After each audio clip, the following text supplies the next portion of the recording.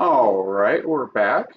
Now that we've got our Intune portal loaded up, we're going to go over to Apps on the left-hand side, All Apps, Add. We're going to select from the drop-down all the way down at the bottom the Windows app, Windows 32. Select. Now we have to point it to that Intune Win file. So if we come in here, we're going to navigate down to that directory.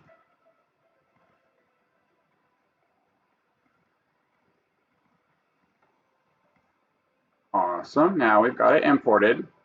Now, there's a number of information in here that you'll probably want to fill out. And so to help with that, I included the information on the website. And so if you'll look and see, I've got like the name, description, all that good stuff already outlined for everyone to copy and paste in here. So for this simulation, I'm not going to fill this in, but please follow the guide on the website. Now from here, oh, we do have to put in the publisher at least. All right, now from here, we're going to need our install and uninstall commands. Now, I've already repackaged this, so I'm going to pull back up the file that I've already repackaged and copy and paste those values in. But if you look on the guide down below, I've also copied and pasted all of that information as well to have a successful deployment. So, if you come in here under Properties, all right, so the description, not going to worry about that, but the install command is located here.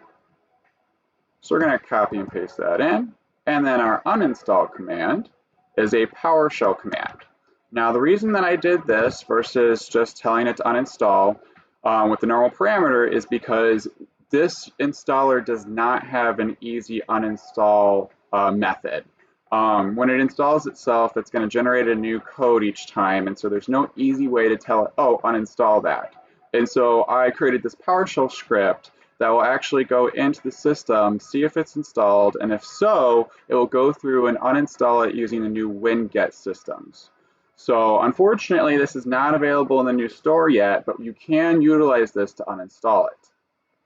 Now, it is important that we want to install it with system behavior, and that the app may force a device to restart.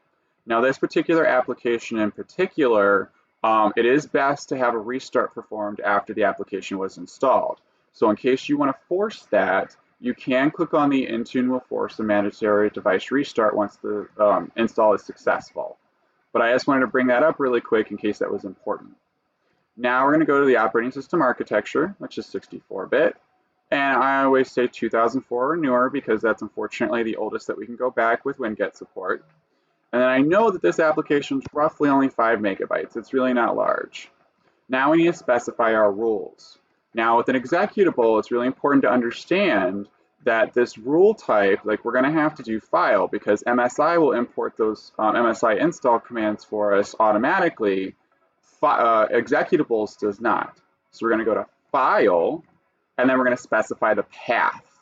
Now, I already did this, and so I'm going to copy and paste that data over, but we're going to notice that this is the install directory where the installer installs the program, and this is where it puts that launcher file.